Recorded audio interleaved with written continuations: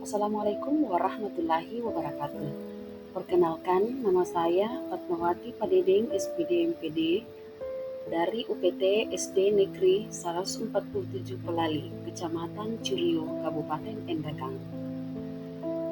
Di sini saya akan memaparkan kesimpulan dan refleksi pemikiran Ki Hajar Dewantara modul 1.1. Pendidikan dan pengajaran tidak sama. Yang pertama adalah pengajaran adalah bagian dari pendidikan. Yang kedua, pengajaran adalah proses pendidikan dalam memberi ilmu untuk kecakapan hidup anak baik secara lahir dan batin. Yang kedua, pendidikan pada hakikatnya adalah menuntun atau memberi tuntunan terhadap segala kekuatan kodrat yang dimiliki anak agar ia mencapai keselamatan dan kebahagiaan yang setinggi-tingginya, baik sebagai manusia maupun sebagai anggota masyarakat. Pendidikan menciptakan ruang bagi murid untuk bertumbuh secara utuh agar mampu memuliakan dirinya dan orang lain serta menjadi manusia hebat. Apa yang Anda percaya tentang murid dan pembelajaran di kelas setelah Anda mempelajari modul 1.1?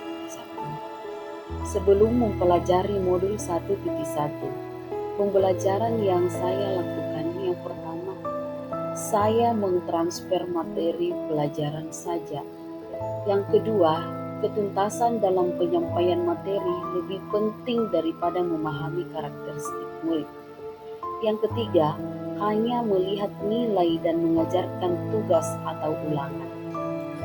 Sebelum saya tidak pernah memperdulikan apakah murid sudah benar-benar paham atau tidak tentang materi pembelajaran yang saya sampaikan. Karena fokus pertama saya adalah tentang ketuntasan dan pencapaian materi, mengingat materi yang sangat padat dan pada setiap semesternya. Ada dua yang saya akan lakukan. Saya hanya meminta murid menghafal materi yang saya ajarkan tanpa memikirkan bagaimana materi tersebut dapat dipahami dengan baik dan sepenuhnya. Setiap saya pun sering merasa gagal dan juga mengeluh jika banyak murid yang tidak tuntas setelah melakukan evaluasi. Namun setelah saya mempelajari modul 1.1 tentang pemikiran Ki Hajar Dewantara, saya menyadari bahwa apa yang saya pikirkan dan saya lakukan selama ini tidaklah tepat.